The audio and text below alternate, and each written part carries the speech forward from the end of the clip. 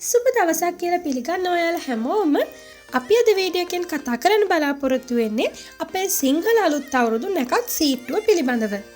අපි එහෙනම් වීඩියෝ එකට ගිහින් බලමු 2026 වර්ෂයේ සිංහල අලුත් අවුරුදු චාරිත්‍රයන් ඉදලා තියෙන නැකත් වෙලාවන් කොහොමද කියලා. නව සඳ බැලීම අභිනව චන්ද්‍ර වර්ෂ සඳහා මාර්තු මාස 20 වන සිකුරාදා දිනද අභිනව සූර්ය වර්ෂ සඳහා අප්‍රේල් මාස 19 වන ඉරිදා දිනද නව සඳ බැලීම මැනවි. පරණ අවුරුද්ද සඳහා ස්නානය අප්‍රේල් මාස 13 වන සඳු දින දිවුල්පත් යුෂ මිශ්‍ර නානුගා ස්නානය කොට ඉෂ්ට දේවතාවා අනුස්මරණයෙහිදී වාසය මැනවි. අලුත් අවුරුදු උදාව අප්‍රේල් මාස 14 වන අඟහරුවාදා දින පූර්ව භාග 9:32ට සිංහල අලුත් අවුරුද්ද උදා වෙයි.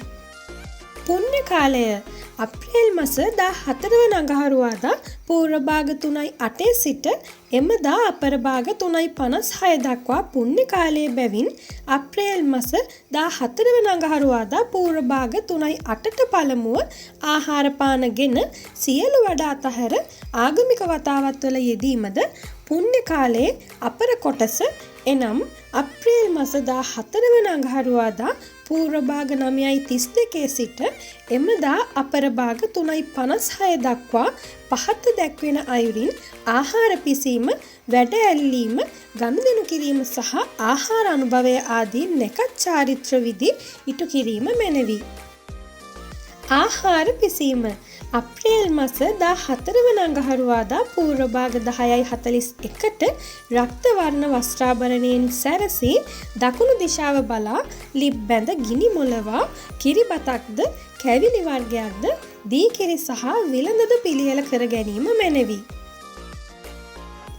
වැඩ ඇල්ලීම, ගනුදෙනු කිරීම සහ ආහාර අනුභවය අප්‍රේල් මාස 14 වන අඟහරුවාදා අපර භාග 12:05ට රක්ත වර්ණ වස්ත්‍රාභරණයෙන් සැරසී දකුණු දිශාව බලා සියලු වැඩ අල්ලා ගනුදෙනු කොට ආහාර අනුභවය මැනවි.